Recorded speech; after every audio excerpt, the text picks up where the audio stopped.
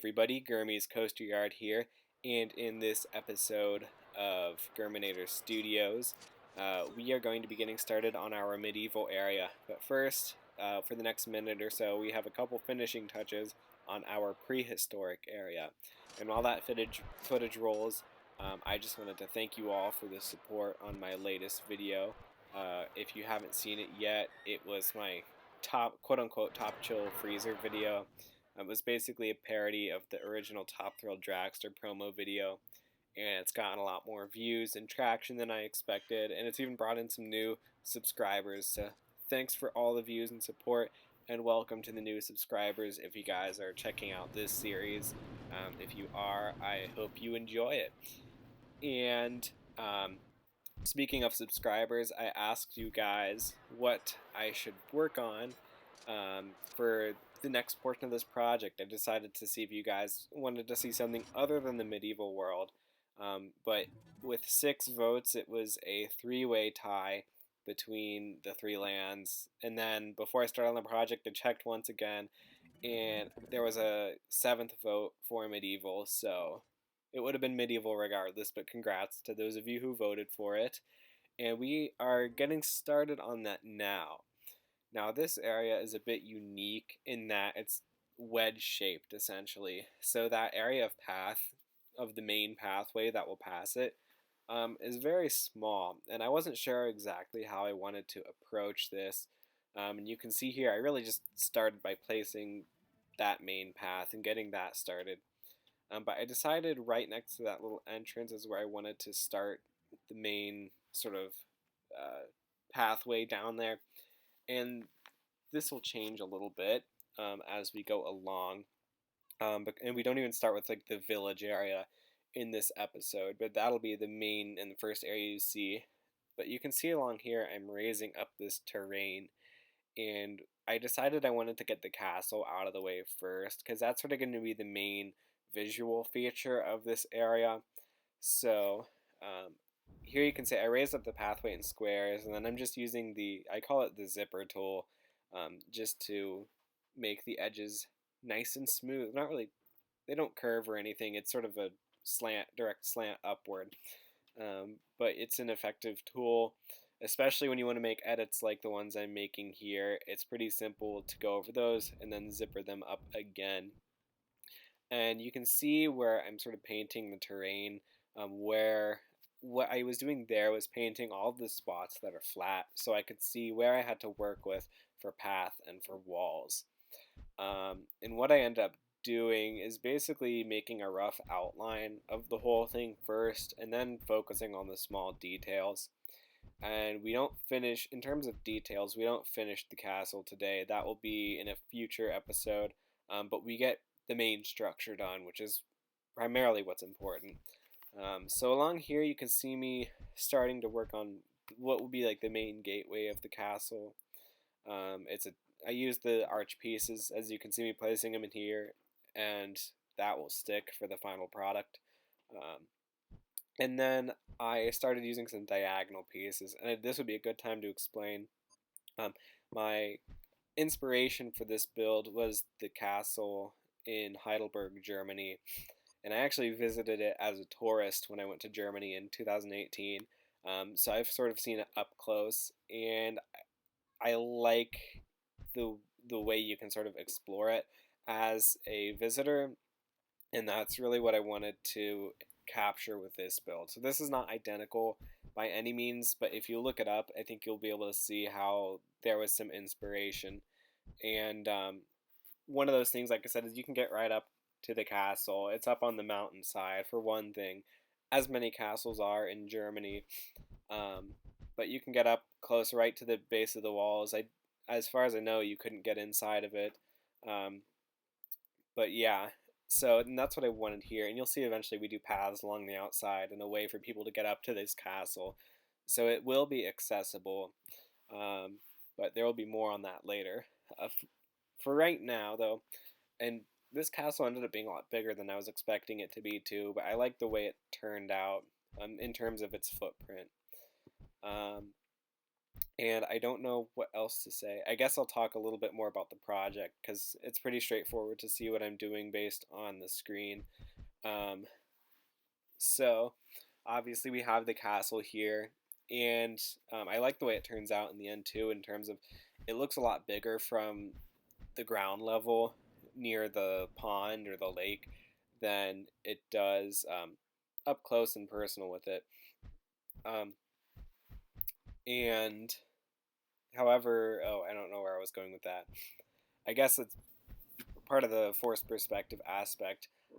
But one thing, so the Heidelberg Castle, unless you're a mountain climber, it's basically only accessible by a funicular railway. And a funicular railway it's basically like a diagonal elevator. In fact, they're very relevant to the amusement park industry. Um, not the railways themselves, but funicular vehicles are used. If you've been to Cedar Point, uh, you may notice rides like Millennium Force. It does not have a staircase going up the lift hill. It actually has a little cable pulled box, and that is a funicular. And Valraven has one as well. And then those are the two rides I know that have them, or the two coasters I know that have them. And the point I'm making with that is, in Heidelberg, Germany, to get to the castle, you had to take a funicular railway up the side of the mountain um, in order to get there. And one of the methods I wanted to give peeps in Rollercoaster Tycoon to access this castle was that same concept of a funicular railway. Now, if we put a true, just straight line funicular railway up the side of this mountain, it would be pretty lame, and it would really just kill the whole illusion of this being a big hillside with a giant castle on it. So we end up doing a train ride that sort of goes up the backside, and you'll see that in a little bit. Um, but it's just an alternative way for people to get up without having to walk up the hillside or the staircases. And it makes the castle more accessible as an attraction. This is something I did in another park called it was called Marshland, and I never published anything from it on YouTube. Um, but I used a train system to get up to the little mountainside eating area. It was more of a hillside eating area, but the way it turned out, just it felt a little forced and a little cramped, and it ruined the illusion. Not the illusion, but I feel like it disrupted the feel of things. So the way I approach it here, I think works really well, especially considering the castle as a proper attraction and not just a eating area or another sort of experience. Um, and you'll see how the railway sort of feeds into the design of this attraction as well. In the meantime, this little corner section I'm working on, I wanted to do a bunch of smaller turrets kind of higher up, and I wanted that to be like the main living quarters, like the different spires and stuff you see in a castle. That's what I was trying to go for there. Just trying to make it look a little bigger and a little taller than it really is, especially from the guest perspective. And right here, you can see I'm working on the little eating area. I end up putting a pizza stand in there and a drink stand, I believe. And these I also based off of my time in Germany.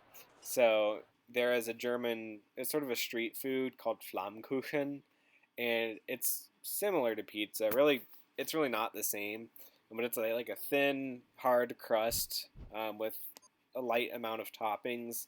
It has like diced ham and onions and sauce, and it's really good. So we use the pizza restaurant as our Flammkuchen stand, and then the drink stand.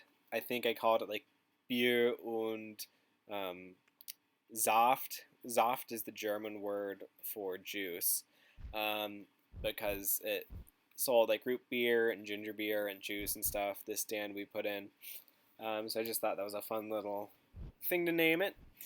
Um, and on the subject, some more education for you, I guess. Um, so when I was in Germany, there were multiple places where you could sort of hike through the forest slash up a mountainside.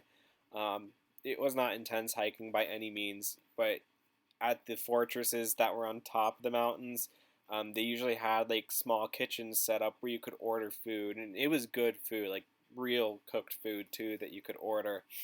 Um, and these were called Waldhütten or Waldhütte for singular.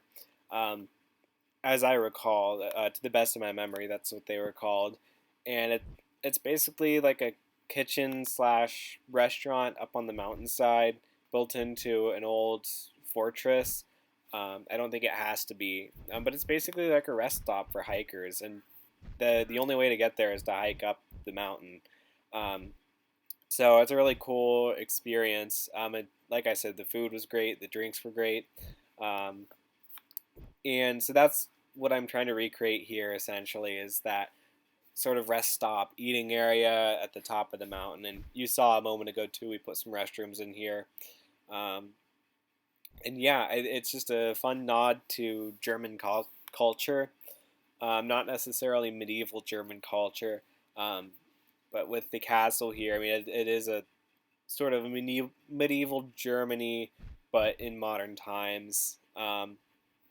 And I guess on that note too, if it wasn't obvious by this point, I am basing the architecture and the theme of the area off of Germany, and I plan to carry that on to some of the other attractions and things to do as well.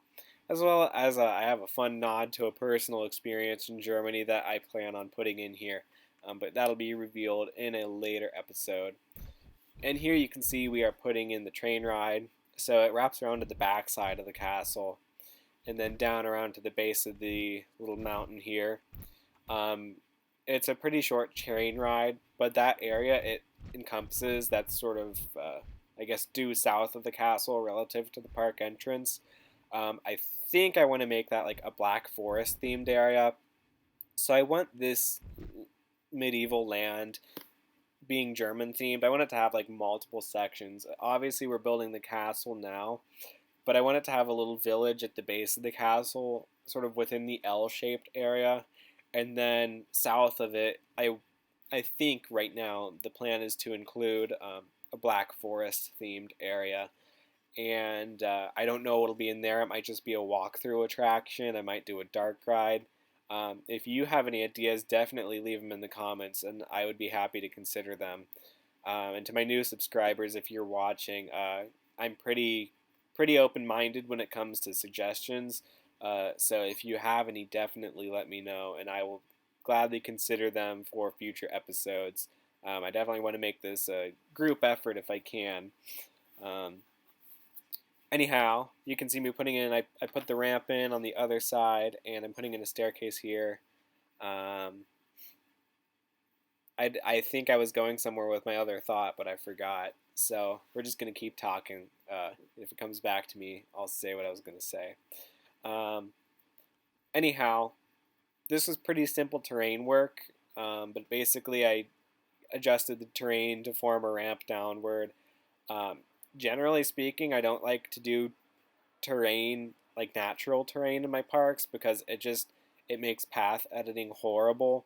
But when you can adjust terrain manually in specific and planned spots like this, um, I think it's kind of fun to do. Sometimes it gets a little monotonous, um, but in this case, it's a pretty straightforward project. And if you want to get into like terrain work in terms of pathways, what we do in this episode is definitely a good start in terms of like building up a layer or shaping the terrain how you want it with the cube sections and then using the zipper tool to bring it all together. If you're building like a mountain or something, you can even use the smoothing tool, but that can have an effect on pathways later on if you want to have flat pathways. Um, and just along there, as you saw me do it, it's a a good introductory project, I suppose, to terrain work. And right here, you can see me putting the cue in for our train ride. I experimented with the little doorway piece at the entrance. Just didn't care for it. Didn't really. It left a tight opening, which I didn't like. And I may even make those doorways taller because, all things considered, I don't think there is a lot of headroom.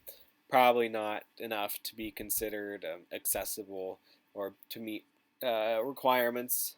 So, and then I put a back wall in there so that way if you're waiting in line, you can't see the hotel or the resort complex, and a temporary line in here.